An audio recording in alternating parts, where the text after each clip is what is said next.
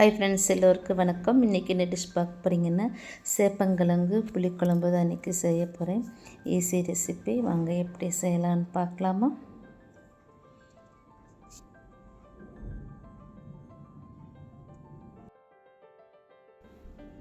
Stove on பண்ணிவிட்டு பாத்திரம் சூடானதுக்கப்புறம் இதில் 4 டீஸ்பூன் ஆயில் சேர்த்துக்கலாம். ஆயில் நல்லா சூடானதுக்கப்புறம் 1/2 டீஸ்பூன் கடுகு சேர்த்துக்கலாம். கடுகு பொரிஞ்சதுக்கப்புறம்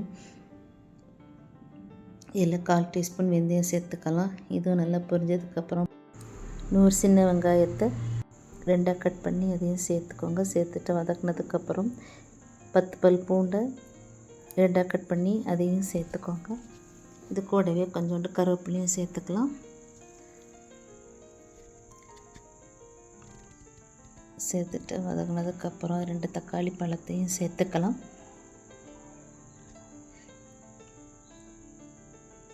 இது நல்லா வதங்கினதுக்கப்புறம் தேவையான அளவு உப்பு சேர்த்துக்கலாம். இப்போ இது கலந்ததுக்கப்புறம் இப்போ மசாலா பொருட்கள் சேர்த்துக்கலாம். 1/2 டீஸ்பூன் மிளகாய்த்தூள்,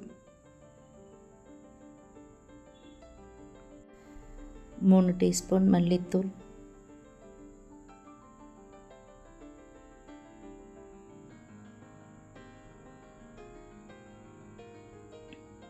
1/2 டீஸ்பூன் சாம்பார் பொடி. இது வந்து டேஸ்ட்டு நல்லாயிருக்கும். இப்போ இது நல்லா கலந்ததுக்கப்புறம் நெல்லிக்காய் அளவு சைஸில் புளி கரைச்சி வச்சுருக்கேன். அதையும் இது சேர்த்து நல்லா கலந்ததுக்கப்புறம் இப்போ இது ஒரு மூடி போட்டு ஒரு கொதி வரட்டும். இப்போ 1 நிமிஷத்துக்கு அப்புறம் லைட்டாக கலந்ததுக்கப்புறம் சேப்பங்கிழங்க 3 விசில் விட்டு வேக வச்சு எடுத்துருக்கேன். இது இப்போ இதை இந்த மாதிரி ரவுண்டாக கட் பண்ணி இந்த மசாலாவோட சேர்த்துக்கலாம். சேர்த்துட்டு நல்லா கலந்து எடுத்துக்கோங்க.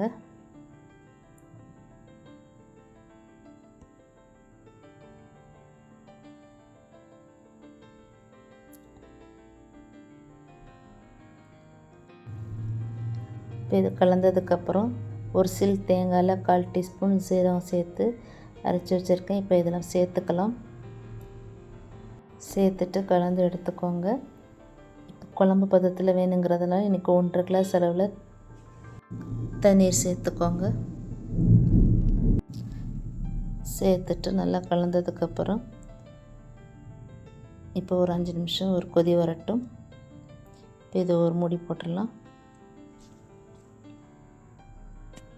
ஒரு 5 நிமிஷத்துக்கு அப்புறம் ஓப்பன் பண்ணி பார்க்கலாம். இப்போ ரெடி ஆயிடுச்சு. பச்சை ஸ்மெல்லும் போயாச்சு. இப்போ இதை லைட்டாக கலந்ததுக்கப்புறம் பொடியாக கட் பண்ணி வச்சுருந்த மல்லி இலையை சேர்த்துக்கலாம். சேர்த்துட்டு இதையும் ஒரு மூடி போட்டு ஒரு 5 நிமிஷம் அப்படியே இருக்கட்டும். இப்போ இதை ஒரு மூடி வச்சிடலாம். இவ்வளோதாங்க, அருமையாக சேப்பங்கிழங்கு புளிக்குழம்பு ரெடி ஆயிடுச்சு. இந்த டிஷ் வந்து அருமையாக இருக்கும், டேஸ்ட்டாகவும் இருக்கும். சாதத்தோடு சுட்டாப்பெலாம் வச்சு சாப்பிட்டா அருமையாக இருக்கும். இந்த வீடியோ பிடிச்சிருந்தா லைக் பண்ணுங்கள், ஷேர் பண்ணுங்கள். ப்ளீஸ் மறக்காமல் சப்ஸ்கிரைப் பண்ணிக்கோங்க ஃப்ரெண்ட்ஸ். வேறு ஒரு வீடியோவில் பார்க்கலாம் ஃப்ரெண்ட்ஸ். ஓகே, பாய்.